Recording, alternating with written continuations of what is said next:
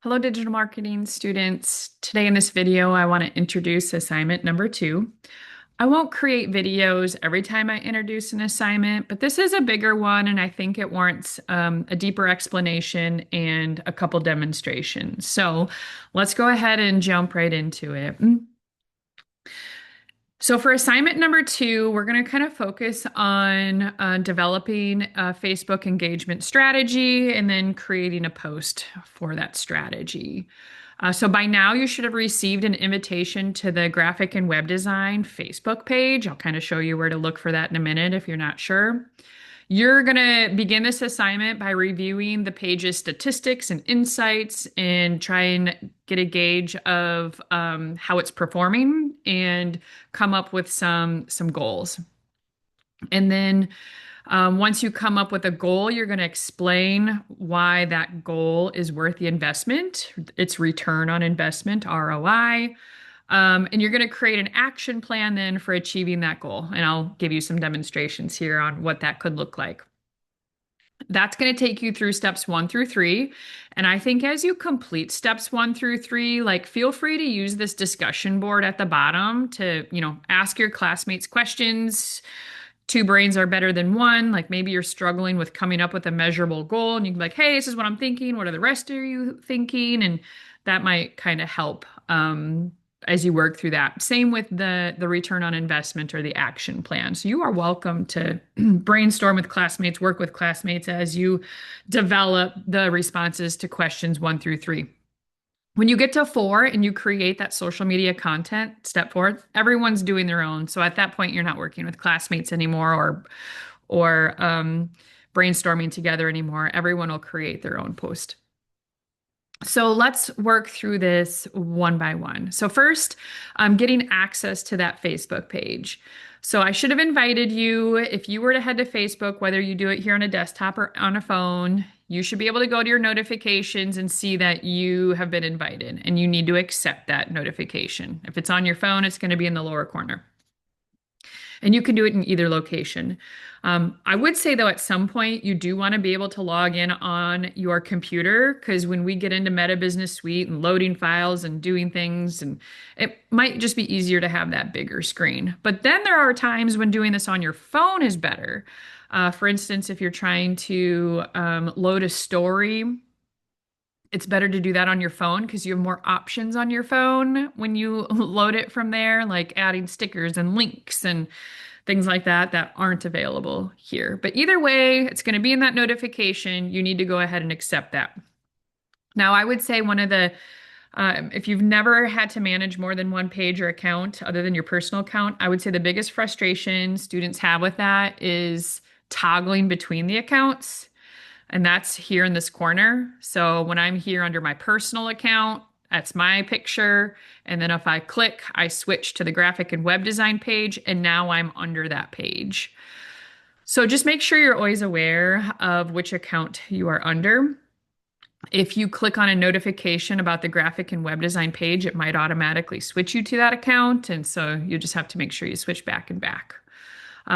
The only other thing I'll preface with this is, I'm giving you a lot of responsibility here. Like you are literally into our live page, and you are going to have rights to add content, post content, and do things like that. And so with great um, power comes great responsibility. So please make sure you are posting things that are approved, that are scheduled, so that way I have time to review them before they go live. And I ask that you take great care in that and treat it in a professional manner. Okay, so that's getting into there, switching between accounts. Um, that's a part of running a social media page for a business. You have to be, go back and forth between those accounts. I want you to get to Meta Business Suite now so you can look at the insights. And I think the easiest way to do that is from the graphic and web design page here to click on Meta Business Suite, and that'll take you there. That's my favorite way to do it. if I go and Google Meta Business Suite and try to log in that way, sometimes it doesn't work for me, and this is the easiest way for me to get in. But as you work on this assignment, I do encourage you to scroll through and look at maybe some of the other posts that have come out and look at some of the other things students have done. This page has been pretty inactive, which I try to do in a way simply so you can see that in the statistics. So you'd probably have to scroll back to last spring to see some of the other content. Although my photography students have posted their photography pages recently. So I'm going to go ahead to Meta Business Suite. That's going to take me out of here and over into the Meta Business Suite page. And this is where I can manage calendar and plan and see things that are scheduled. And so what I want you to do from the Meta Business Suite homepage, you can kind of see notifications, content. So if you click on content, you can see any content that has posted here recently in the last 90 days. You can change that to say the last year if you want um, to get more content to show up, especially since the page has been a little bit dormant. And that's, you can kind of then, when you look through the content, you can see the reach, the views, the followers. So it's kind of easy to scroll down through and be like, okay, let's find, whoa, like all of a sudden, wow, this jumped to a huge reach. Like, why? And you could maybe investigate that a little bit. A lot of it has to do with tagging students. The more students who are tagged in a post, because I think there's might be a group of people here, then that increases your reach. Or shares, if they share your post, that increases your reach. Here's another bigger one. And so the idea is to create content that does either have people who are tagged or people who are a part of that story and want to share it to their personal pages, because that's great. So yeah, that one created 4 new followers. You can, yeah, like I said, you can kind of scroll through and get to some of those big ones that have a lot. Like, all right, this one's at 9,000, almost 10,000 reach. Um, I would want to say this one is because we paid to boost it, which you'll get some experience seeing that too. So that's a little bit under the content that you can kind of look at there. Other than that, I think I would direct you to Insights. So you get a little snippet, but I'm gonna go view all insights because that snippet may not be super beneficial. And I'm gonna hop back to the page to bring you back into what you're doing here. So now that you are into that, you're going to look at the statistics and insights. That's exactly where we are, is in the insights, and you're going to set a measurable goal. So create one measurable goal for improving engagement on the Facebook page. So this could be with maybe you want to gain more reach. Maybe you want to create posts that tag more students. Maybe you want to get more followers. Maybe in anything that, any goal that you think would be appropriate here. The goal must be quantifiable. So you have to tell me what you're going to improve, how much you're going to improve it by, and when you want to improve it by. So it's something that can be measured. It's called a SMART goal. So you can't just say, hey, I want to improve our reach. That's not a measurable, quantifiable goal. Instead, you might say, like, I want to, our current reach on or our average reach on a post is 250. I want to increase that reach by 10% in the month of February. Now that's a quantifiable goal. You can also see the example I listed there. So looking at here, this is really what you're going to look at is probably the number of views. Like maybe you're going to try increase the number of views we are averaging within a certain time period. You can see this is the performance from November 20th to December 17th. I can probably change the date of when we're looking at that, but I think I'll leave that here. Let me just hop into views. So now I'll back out and show you how I got there.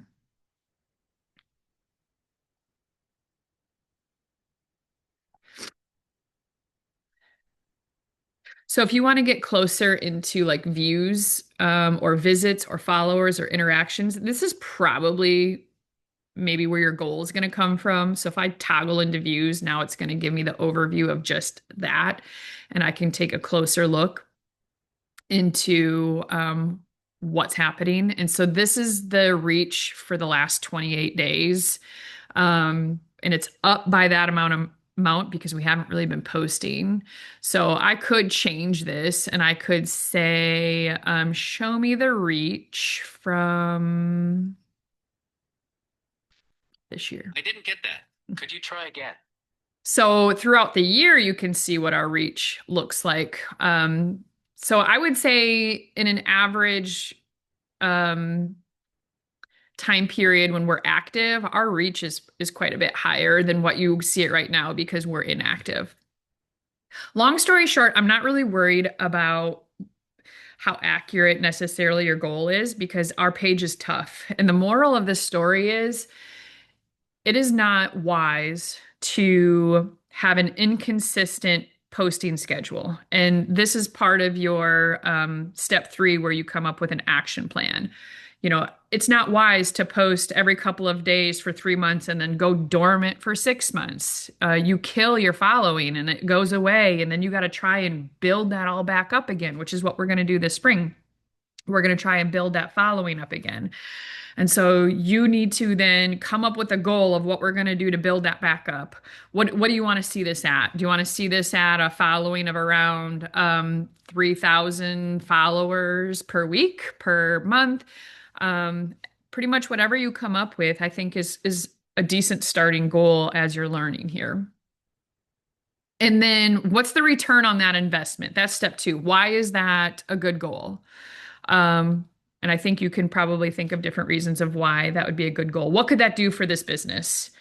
Maybe that creates more followers, creates potential students who apply to the program. I have asked students before why they chose Southwest Tech when I see them in the classroom in the fall, and they tell me it's because of what they've seen on social media. That they see the projects that students post and the work that they're doing. So yes, I think what you do here does work. And then an action plan. An action plan. What would that look like to what do you got to do to meet that goal? Right? Do you got to post engaging content? How often do you got to post that type of content? What type of content do you think we should post? Looking for some thought on what you're doing for that action plan we're going to create. And again, you can work in the discussion board to help bounce ideas off your classmates if you're struggling with those questions. So that's a little bit on those insights. I'm just going to go back to the main overview here with all of them again. So that was just views. Like I said, you can see that this is definitely up because we have posted here a little bit lately. Interactions are up. So maybe your goal is going to be something with improving the interactions. Um, Maybe it's going to be improving visits. Maybe it's going to be growing some followers. We haven't really grown some followers here lately. So, what does it take to do that, right? Think about that. What does it take to grow those interactions? What type of post? And I think you're seeing that if you go back to the content piece, which you can either get to it from there or you can just go back to the content tab. Like, look at those posts that are getting some big reach. What is it? Is it videos? Is it are they reels? Are they stories? Is it content that's about people? Or is it content that's asking students to apply? Is it content that is showing real students in the work that they're doing? Because yeah, that's the stuff you're kind of looking at here for that part. And then for the last part, you're going to create some social media content. So you are going to create either a post, a story, or a reel. That's it. One of those. You just came up with this goal, you explained the ROI, you explained the action plan. So now you're going to create either a post, a story, or a reel to meet that goal you came up with, to help meet that goal that you came up with. So if you're going to create a post, I've got some sizes there for you. In a previous discussion, I went over common sizes for social media. So you could always refer back to that lecture than I covered before. I'm going to go and grab my file that I would have shared during that lecture just so I can show you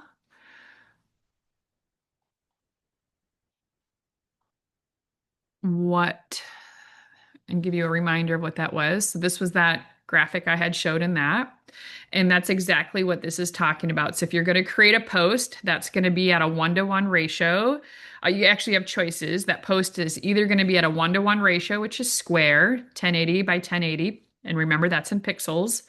Or it can be in a 4:5 ratio, which is going to be 1080 by 1350. Those are kind of the two choices I'm giving you for this post.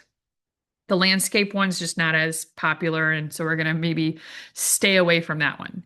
If you're going to do a story or a reel, then that's this size right here. And Adobe Express can help with that, but you also could create this content in Snapchat, like I showed in the activity last week.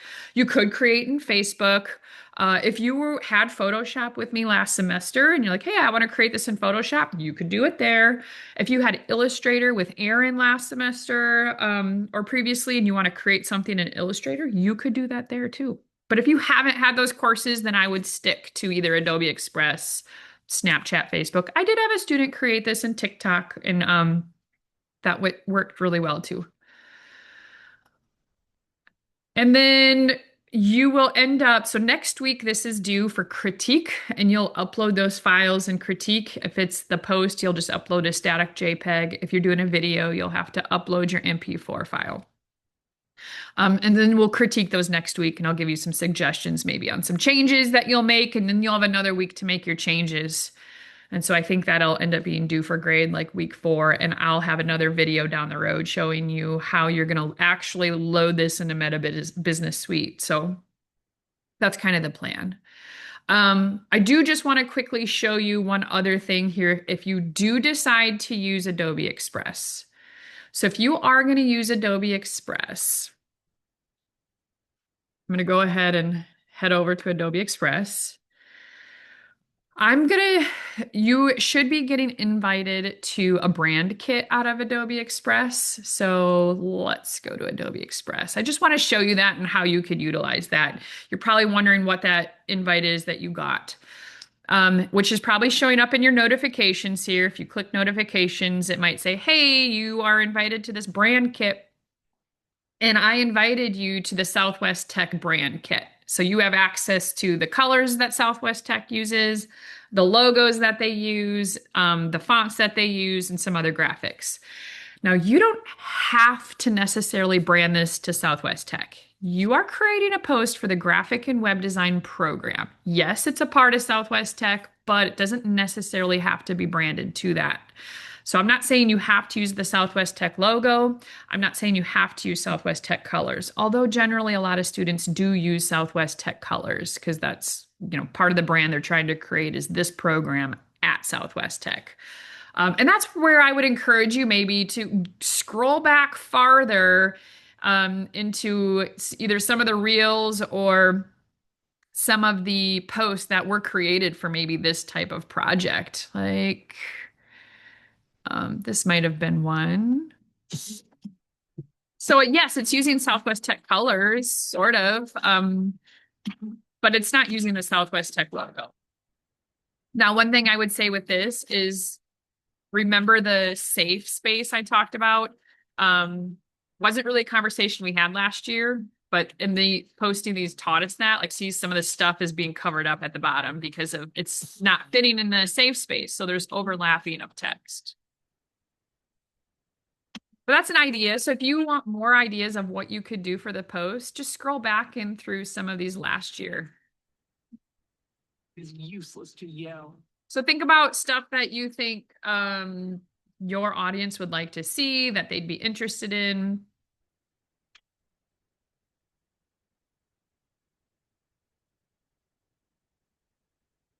Those are, again, what was under Reels. If you go into posts, you can probably dig back into some of those posts. Might have to scroll. You could possibly go into photos and look through there. But otherwise, you can scroll back in through some of the other posts that have happened to see what some of those look like. And you'd probably want to get back to the spring where the students would be creating those. I got to get through the portfolio show stuff and get back to more of the content that they would have created. Oh, here we're starting to get there. So here, this would have been branded back to Southwest Tech. Not using the Southwest Tech logo though, but is incorporating their colors. Um, Another reel. So thinking about using ChatGPT again to maybe help brainstorm ideas. We did that in a different activity, and it did say some other aspects of what you could be using here. A lot of things that work is just showing what students are doing, showing some projects that they've created. If you have an idea and you're like, but I don't have access to this stuff, like I don't have access to projects they've created, let me know. I could get you files of what some students have created. Especially if you want some of the best ones. Maybe you were in a class, but you don't, and you want to use yours, but you also want to use others, and you don't know, and you don't have access to the files or know which ones were really good. Feel free to reach out. I'd be happy to share work with you if you wanted to create something that way. Okay, so with Adobe Express, like I said, you have access now to that brand kit. Let me just quickly show you how you could use that. You could, so let's say I'm going to let's go to their homepage and let's create something for a post. And let's go grab just a random template here. Let's see. Search templates. Let's say I'm just going to search education. Okay. And sure. Let's say I roll with this. Okay. So this is the template that it gave me. If I go to the brands, you now have access to this brand kit, and I can just click in here and it's going to recolor this using Southwest Tech colors. And if I don't like it, just click again. And I can just keep on clicking until I get to one that I like. And I don't think it matters what you click on here. Actually, it does apparently. So whichever one, I think, I don't know for sure. Anyway, you can kind of click and scroll through and have it recolor that according to your brand. And if you're like, well, it's close, like I kind of liked this, but I don't want, but maybe I want this one word in that color. Cool. Then just now modify that one word in that color. So that brand kit can help you get started. And then let's say I did want to throw one of these logos on, but I probably want the white version of the logo. So I'm going to go and view all logos, and maybe I need the stacked version of that logo, or let's go with a smaller. So maybe I'll grab this one and drop that right there. And now I could possibly scale that up. And maybe I would delete this to put my logo. So that's how using those brand kits can be super helpful in Adobe Express. So you got all the different logos that Southwest Tech uses, their color scheme, and their fonts that they use, plus some other graphics. Maybe you know what, maybe I'll throw in this guy too. Actually, I don't know if I would do that because I have that icon in the logo there. But and then I could change some of this to match my font choices if I wanted to. Probably throw that into their Nor'Wester font, and you get the idea. I can change the text so it doesn't say what it says. It can say with the message I want it to say. I can swap this picture out for a real student or something else. And yeah, if you were going to create this in something else, and you still wish you had access to the icons or the logos or the colors, you can still get them out from here, like at least what these colors are.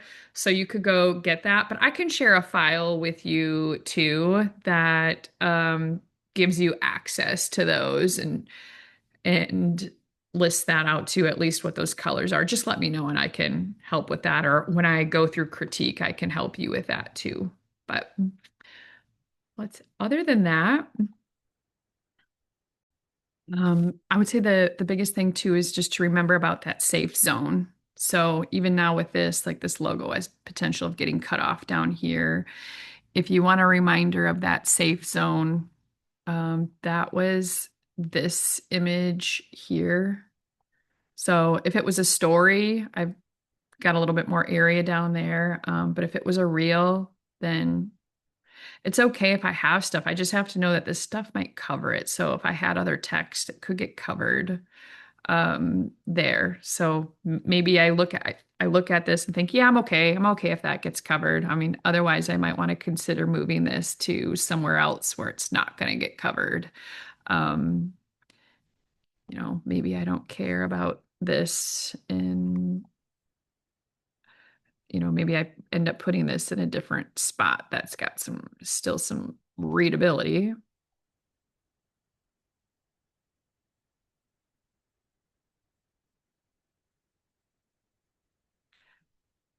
So that would just be the only other thing to consider there is that safe zone. Um, if you accidentally click something, right, and you're like, oh, I didn't want to do that. On a Mac, Command Z is an undo, or a PC is Control Z. If you play around with this apply brand, probably ugly things will happen. What that's doing is trying to apply all the fonts and all the colors and everything you did. And so I'm not sure that's a great idea. Like you don't have to use Southwest Tech fonts or Southwest Tech colors or even the logo, as I mentioned. So just don't feel like you have to force that there. But if you click something like that and ugly things happen, just undo, Command Z or Control Z there.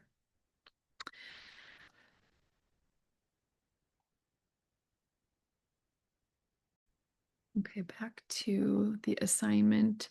So critique next week, you're going to have that ready for there. And then let me know if you have any questions on there. I hope you have fun with this one. It's a fun assignment. Kind of, yeah, think outside the box and reach out for anything you need. There are a couple of questions up here you're going to answer now. So I'm curious if you're thinking of doing a post reel or a story and why you're choosing that. I'd love to know right now what you're thinking it's going to be about. That way, if you do need stuff, you can start letting me know in the comments down there. Be like, hey, I think I'm going to do it about this. But I'm struggling with not having this. I don't know what your idea is. There's lots of things you could do that don't need assets for me. And then do you have any questions, right? Use the discussion board to answer those questions here. That's how you get your points for this activity. And then also use that discussion board to maybe work with your classmates if you have any questions there. Other than that, have a great rest of your day and I'll see you in the next video.